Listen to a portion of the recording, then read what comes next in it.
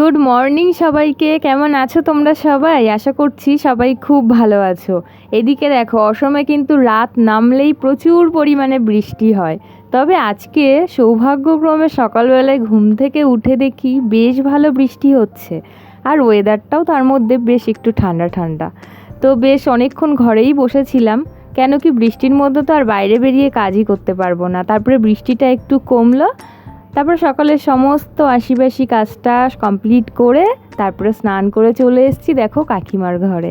কাকিমার ঘরেই আজকে পুজো দেব, আর তার আগে একটু আলতাও পরে নিচ্ছি। কাকিমা আবার কিন্তু আমার জন্য দুটো সবুজ চুড়ি নিয়ে এসছে, দুটো বলছি সরি, 1 ডজন নিয়ে এসেছিলো। তো সেখান থেকে 4টে আমাকে দিয়েছে, কাকিমা নিজেও পরেছে। প্রত্যেক বছরই ভাবি কিন্তু আমি শ্রাবণ মাসে এই সবুজ চুড়ি পরবো। সবুজ চুড়ি নাকি সৌভাগ্যের প্রতীক, মানে স্বামীর মঙ্গল কামনায় পরা হয়। তো সেই কারণে আর কি প্রত্যেক বছরই ভাবতাম পরবো, কিন্তু পরা আর হয়ে উঠতো না, জানো তো। তো আজকে যেহেতু কাকিমা দিয়েছে তো ওই জন্য পরেই নিয়েছি। তো কেমন লাগছে অবশ্যই কিন্তু জানিও কমেন্ট করে।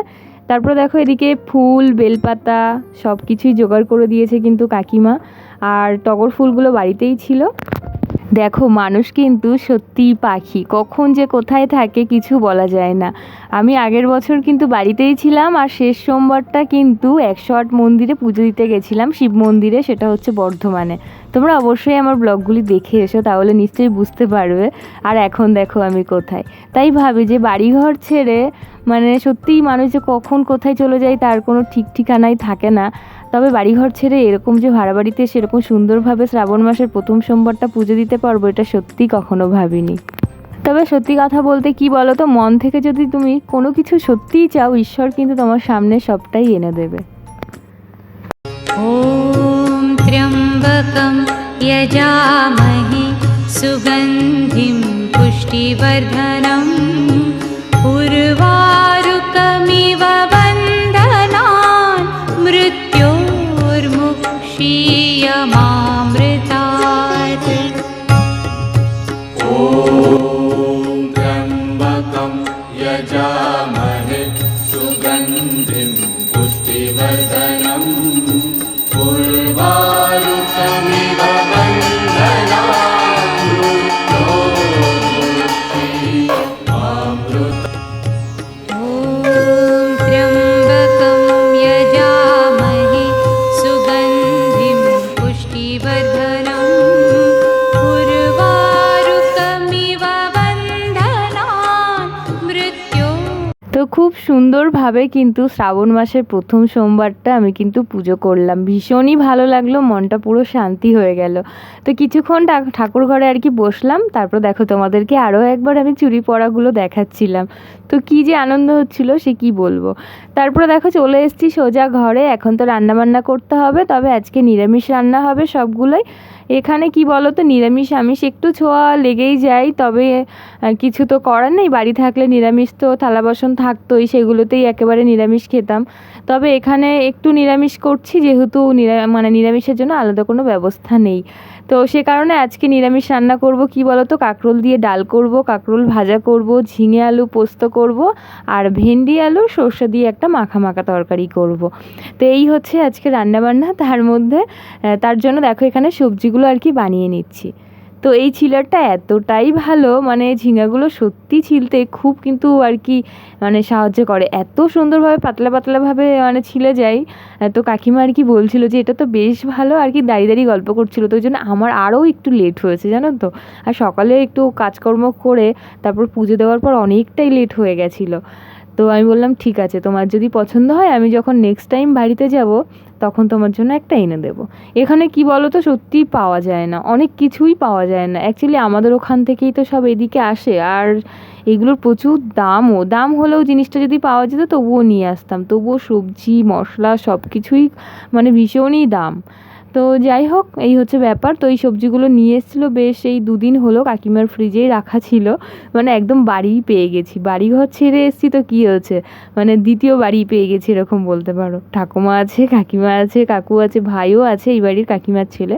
তো সবার সাথে মিলেমিশে বেশ দিনটা ভালোই কেটে যাচ্ছে। প্রথম যেদিন এসেছিলাম তোমাদেরকে তো বলেইছিলাম আগের ব্লগে, একদম মন টিকছিল না, একদমই ভালো লাগছিল না। তবে আস্তে আস্তে সবার সাথে কথাবার্তা বলার পর বেশ ভালো লাগছে এখন। তো পুজোর আগেই বাড়ি যাব, তার আগে এখন এইখানেই থেকে যাওয়ার প্ল্যান আছে। তো পুজোর মানে এর মধ্যেই চলে যাওয়ার কথা হচ্ছিলো জানো তো, মানে এতটাই মনটা খারাপ লাগছিল। তবে এখন একটু ভালো আছি, তো সেই কারণে পুজোর আগে বাড়ি যাব। তো দেখো ভেন্ডিগুলোও আমার বেশ সেরকম দুফালি করে কাটা হয়ে গেছে। আর মশলা তো এবার পেস্ট করতে হবে, মশলা বলতে সর্ষে, সাদা সর্ষে আর পোস্ত। তো সেটা এখন আবার আমাকে মানে কাকিমার ঘরে গিয়ে ডিস্টার্ব করতে হবে।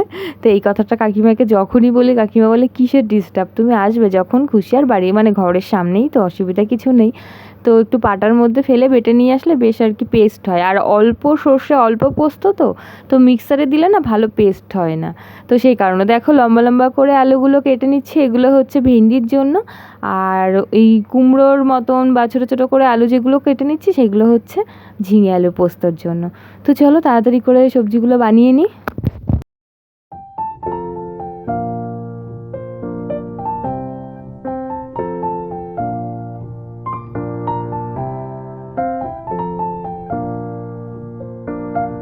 তো সবজিগুলো মোটামুটি সব বানানো হয়ে গেছে, এখন বারবার করে সেই আমাকে পেছনের দিকে কলপাড়ে যেতে হচ্ছে, গিয়ে ধুয়ে ধুয়ে আনতে হচ্ছে।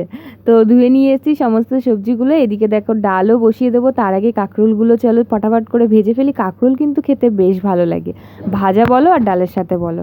তোমাদের কাদের কাদের খেতে ভালো লাগে অবশ্যই কিন্তু জানিও।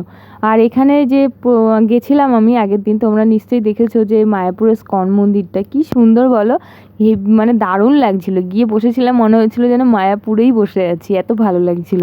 তো আমরা জানুয়ারি মাস নাগাদ একবার ঘুরতে গেছিলাম সব মানে আর কি ফ্রেন্ডরা মিলে, আমার বান্ধবী, তারপরে বান্ধবীর বোন, আমি, তোমাদের দাদা ভাই। তখন না ব্লগটা করা একদমই বন্ধ করে দিয়েছিলাম, তো সেই কারণে কোনো রকম ব্লগ শ্যুট করিনি। তো এখন খুব মিস করছি, যদি সেই সময় ব্লগটি থাকতো তাহলে কি ভালো লাগতো, তাহলে সেই ব্লগটিও তোমরা দেখতে পারতে। তবে এখানে এসে আবারও একটু মায়াপুর দর্শন হয়ে যাবে এটা সত্যিই ভাবিনি। এখানে কিন্তু আরও সুন্দর সুন্দর মন্দির আছে, তো সেই সব মন্দিরে গিয়ে পুজো দেওয়ার ইচ্ছা আছে, অবশ্যই তোমাদের সাথে সবটাই শেয়ার করব। তার জন্য কিন্তু আমার রোজকারের ব্লগগুলি ফলো করতে হবে। আর যারা এখনও পর্যন্ত আমার চ্যানেলটিকে সাবস্ক্রাইব করোনি, অবশ্যই কিন্তু আমার চ্যানেলটি প্লিজ সাবস্ক্রাইব করে দিও আর পাশে থেকো। আর যদি খুব ভালো লেগে থাকে পুরো ব্লগগুলি তাহলে অবশ্যই একটি করে লাইক করে দিও। তারপরে দেখো এদিকে চলে এসেছি, মানে রান্নাই তো করছি, কোথায় আর চলে যাব। দেখো আলুগুলোও ভাজা হয়ে গেছে। তারপরে আর কোনো কিছু দেখাতে পারিনি, কেননা বেলা অনেকটাই হয়ে গেছে না, আর এখনইও চলে আসবে। এমনিতেই কাজ থেকে বাড়ি চলে আসে 3:30 নাগাদ, তো ওই জন্য আজকে তারও বেশি বাজে জানো তো। তো সেই কারণে আর বেশি কিছু দেখাতে পারিনি। মশলাটা করে নিয়ে এসেছি, এসে রান্নাবান্না কমপ্লিট হয়ে গেছে, এখন তোমাদেরকে দেখাচ্ছি। দেখো ঝিঙে দিয়ে আলুর পোস্ত, লেবু নিয়েছি এখানে, গন্ধরাজ লেবু কিন্তু ভীষণভাবে অ্যাভেলেবেল, ভীষণই ভালো লাগে ডাল দিয়ে খাওয়ার জন্য। ডাল আছে কাঁকরোল দিয়ে, আর ভেন্ডি আলুর আর কি একটা মাখা মাখা তরকারি করেছি, ব্যাস এই হচ্ছে আজকে দুপুরবেলার মেনু। তো চলো এখন দুপুরবেলার খাওয়া দাওয়াটা কমপ্লিট করে ফেলি, আর এখানেই তাহলে ব্লগটি শেষ করছি।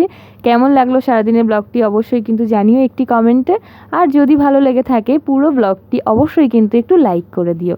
দেখা হবে তোমাদের সাথে আবারও একটি নতুন ব্লগে, ততক্ষণ কিন্তু তোমরা সবাই খুব ভালো থাকবে, সুস্থ থাকবে, সাবধানে থাকবে পরিবারের সকলকে নিয়ে। চলো বাই, টাটা।